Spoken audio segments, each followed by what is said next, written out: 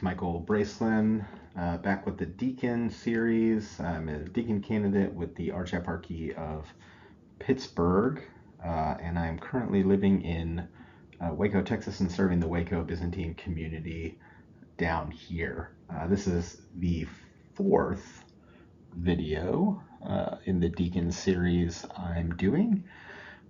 And previous ones covered minor orders, biblical prefigurement of the deacon, and Christ the servant / the deacon being sent on behalf of the bishop. And now that we've pivoted to Acts of the Apostles, I thought it best to go right into Acts chapter 6, mostly 6 through 8, covering the first 7, specifically Stephen and Philip.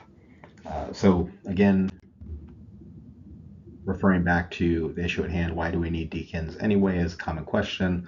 I'm doing this just to clarify some of these misunderstandings, this misunderstanding about the ambiguity, the gray area, and how a lack of historical understanding, some contemporary misunderstandings, or frankly abuses of the office, combined with a reduction to a functionalistic approach to the deacon only harms the office. And then, of course, stereotyping the office to just be a part-time retirement ecclesiastical social worker gig, or a glorified altar server, is one that I've heard more than a few times, which is sad, but it's definitely out there. And then, of course, this is reinforced by a lack of priority by priests and bishops, not encouraging the growth of the office within their churches, right? It becomes a secondary thought. And most of this video series is just to upend that and turn it on its head and say, hey, no, this is absolutely an essential office, right? It's just there's a lot of misunderstanding on what that is, right, and why that is. So hopefully over about, I think it's like 6 videos that I have planned, some of that can get clarified. Obviously, 20 to 30 minute video on just a few subjects is not going to answer all the questions, but hopefully it starts or allows individuals to start asking questions of, hey, why are we not prioritizing this? So, okay, so what does Acts 6 through 8 actually say? Okay, there's a lot of misunderstanding around Acts chapter 6, and I'm going to get more into the details of why there's misunderstanding in my video on what happened to the diaconate, basically, in the second millennium. All right, so I'm not going to go into the particulars, 19th century Germany, that kind of derailed things on understanding what diaconia actually is in the sacramental person of the deacon. Excuse me. So, from a gospel and Christ-centered approach to deacon is introduced in the Acts of the Apostles and the Apostolic Letters, for that matter, as a multifaceted ministerial leader who embraces the roles of messenger, emissary, intermediary, servant, preacher, helper, and administrator, who draws his ministerial identity intrinsically from the bishop's own identity, right? So we've talked about a few of these things in the previous videos, okay? Messenger, holy angels. Emissary, okay, holy angels. Intermediator, holy angels. Servant, Levites. Preacher, Levites. Helper, okay, Levites. Administrator, Levites, right? I don't know if I mentioned that in the Levite video, actually, but it's definitely there. So according to Scripture, it's clear that the deacon gains his mission and focus from the bishop, and the diaconal ministry is always operating as an extension of the diverse attributes associated with the episcopal ministry, i.e. the bishop. Okay, but beginning in Acts 6, and I'm not going to go back and read all of Acts 6 through 8. I recommend that you do that. Okay, but beginning in Acts 6, some translators have rendered the end of Acts 6:1 as ministering some specifically as food distribution, and a few could be read either way. Okay, so we have a translation problem naturally, and again, I'll get into some of the details of how this happened in a later video. But the common understanding since the late 19th century, well, I guess, yeah, I'll get into some of it now, is the apostles appointed 7 men to, you may have heard this before, serve tables, okay, with or for the daily distribution of food. Okay, so that the apostles could spend more time spreading the gospel. However, research in the contextual meaning of the root word diakon in history since the mid-20th century rendered this understanding of Acts 6 primarily inaccurate, okay, in favor of a more complex ministerial focus. Okay, so for basically most of the history of the church, we understood Acts 6 one way, okay. Some mostly Protestant scholars in Germany messed that up for about 20 years. I'll get into more details about that later. And we've been suffering the consequences of it since then. So, while it's reasonable to conclude that the widows who are subject of the discussion in Acts chapter 6 were neglected in the distribution, which could include food and financial assistance, the matter of social assistance is secondary, okay, to the primary distribution of ministry. Okay? It is ministry that's happening, not social work. Okay? Not just food distribution. It can include that, okay, but it's secondary. As a community group, so did the diversity and scale of pastoral demands. Okay, so these contextual considerations imply a more general ministerial demand of assistance and not simply that of lower service that the inconsistencies of these translations seem to imply. Again, 19th century. Among the growing community, a linguistic division grew as the new minority, the Greek Hellenists, who were mostly diaspora Jews, and spoke Greek and used the Septuagint, were separate from the Hebrew people, typically from Palestine, who spoke Aramaic and used the Hebrew scripture. Right?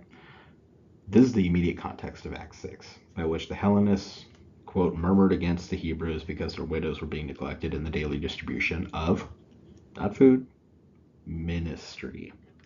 All right? The apostles were preaching to the native Aramaic speakers in Jerusalem, but the Greek Hellenist speakers were neglected. All right.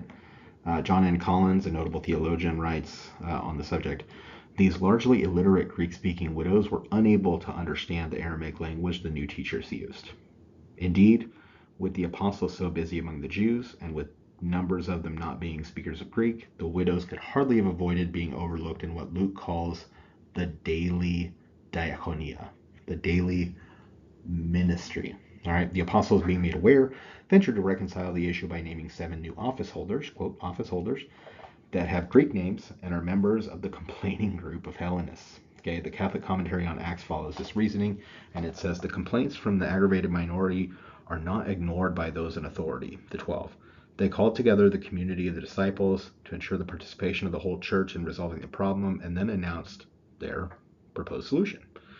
For all the new office holders they appoint have Greek names, and they apparently are members of the complaining minority group, the Hellenists. We have seen how the placing of goods for distribution at the feet of the apostles symbolizes the apostles' authority, Acts 4:35, 37, Acts 5, verse 2.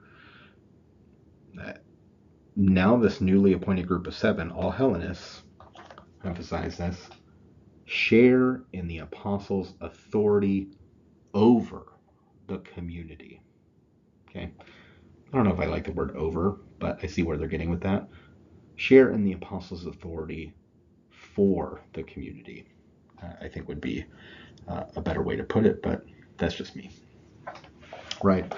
Okay, that does not sound like seven waiters to me. The apostles desire to have the seven not simply as social aids to the community, but rather as office holders who participate in the authority of the apostles in their particular community for a particular purpose. Okay, they're sent on behalf of the apostles on a mission. Okay, just like the Father sends the holy angels. This purpose certainly includes social aid, but also many other forms of ministry. Notable Orthodox scholar and Archdeacon Father John Chrysages points out regarding the rules and responsibilities of the deacon that, quote, the natural, almost casual fashion with which the author, St. Luke, combines provision for the poor, good order of the church, and service at the Eucharist is indeed striking. St. Luke used the word diakonia as a synonymous term with ministry, church building, and preaching the word. Okay, this is an important distinction, as the primary purpose of the seven deacons in Acts 6 is to act on behalf of the apostles to perform a full range of ministry to a particular group that the apostle / bishop, right, might not otherwise be able to do or be equipped to reach with his episcopal tasks or limited practical physical abilities. In this case, some linguistic challenges. If the primary purpose is to be table servers in a menial sense, so the apostles can perform their duty only to the Hebrews, then the Greeks would still be lacking in the other areas of ministry. This is not the case in the greater context of Acts 7 through 11, as the seven fulfilled the diaconia, the ministry, to the Greeks on behalf of the Hebrew apostles. This ministerial diversity of the deacon is seen immediately following Acts 6, where St. Stephen is preaching to the Pharisees. His catechetical discourse demonstrates a deep understanding of God's revelation, far more than what would expect of a mere table server. Okay, if you need to go back and read Acts chapter 7, oh, it's a doozy. It's a good one. This is reinforced by the Acts of St. Philip, the deacon, not the apostle, the deacon, in Acts 8 through 11. Philip goes out to the people on a preaching mission where he evangelizes, instructs, baptizes, and he brings the flock back to the altar, right, as we had previously mentioned. He brings new converts to receive chrismation by the holy apostles, right? So he's out there baptizing and then bringing people back in service, right? Father Eklund, a Jesuit priest and theologian, points out that the apostles appointed these seven Hellenists to offer ministry of the word to the poor, not to serve the poor and needy in a manner of social work or serving at the table as a menial table helper. This distinction is of paramount importance, Eklund notes, as the daily task being handed on is the daily task of ministry of the word. Okay, John N. Collins echoes the sentiment that these men, as clear in Acts of St. Stephen, were sent to preach to the Hellenists tables by which the widows were gathered primarily not simply to provide food to the poor or financial aid, okay, but rather diakonia was never about but rather to provide ministry. Diakonia was never about someone's social or fiscal needs primarily, okay, but rather they were primarily oriented on the person that sent and commanded the deacon to go and minister, okay? Who sent him? The apostles, okay? With the recipient, those being served, okay? This is an important connection to the prefigurement of the angels, because it is, and Levites, frankly, and in line with what it means to be in the image of Christ the servant. All of these things are coalescing in Acts chapter 6. Collins also notes that the contextual use of diakonia was never meant to express any notion of, quote, loving and caring service to the poor, hungry, and needy, but rather a ministry of the word to those that needed it. This does not mean that the deacon was not also doing that service to the poor. Okay, very important that they do. That is a very important part of diaconal ministry. Okay, but the deacon what's distinct here is the primary, secondary, and tertiary effects of what the deacon is doing, and by whom was the deacon sent, okay, which is in complete continuity with the scriptural tradition. Whereas this idea as the deacon as this part-time ecclesiastical social worker, right, is nowhere to be found until the 19th century, right? The Greek English lexicon confirms the definition of diakonia as, quote, service rendered in an intermediary capacity, and diakonos as one who serves as an intermediary agent, okay? So the deacon gains his definition by being sent, just like the angel has his name, angel, its name, angel, because of what it is doing, okay? Remember, its nature is spirit, its office is angel. Okay, our nature is human, his office is deacon. Okay, in essence, the diakonos, or a person performing the diakonia, as seen in Acts chapter 6, were not servants performing social services and lowly table tasks. Rather, they were deacons commissioned by a higher authority, bishops, to carry out the service of ministry as preachers, celebrants, and charity workers. So the trifold ministry. Such is the basis of everything that the deacon functions as in the church today. The action taken by the apostles in electing these 7 men in Acts 6 and the subsequent martyrdom of St. Stephen and evangelization by St. Stephen, or St. Philip, demonstrate the earliest records of the churches responding to the needs of the dynamic ecclesiastical structuring in the community as the Israelites had with their different grades of Levites. This is important as it indicates how different ministers and the delineation of tasks played an important and unique roles in early community and ecclesiastical structures in the church. Okay, taking this understanding of diakonia and rereading Acts 6 through 11, one can begin to understand the diaconate moving forward with a proper contextual orientation on its emissary agency. Okay, so the pivot point was in the context of Christ the servant, okay, and we're understanding just how that is oriented to the community through Acts 6 and the deacon being sent by his bishop as an emissary agent on behalf of the church's own diaconia personified in a person, ordained person, by the laying on of hands. Okay, there's a lot more to get to when it comes to other deacon writings in the scriptures, but I'm going to stay on Acts chapter 6. So in summary, we have not table serving, we have ministry, evangelization, preaching, mediating, and liturgical service. Okay, prayer service happening on behalf of these deacons to the Greek Hellenists. All right, it's very important to understand Acts 6 and frankly Acts 6 through 11 in the proper context in order to have a proper bearing on how the diaconate develops in the apostolic church, which will be our next video. Okay, church needs good men.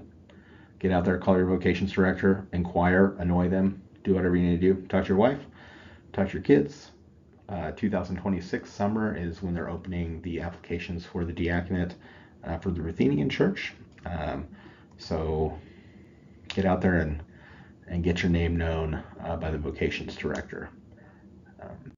Here's my ugly mug and our website, wacobyzantine.com, wacobyzantine@gmail.com if you absolutely hated everything that you heard today.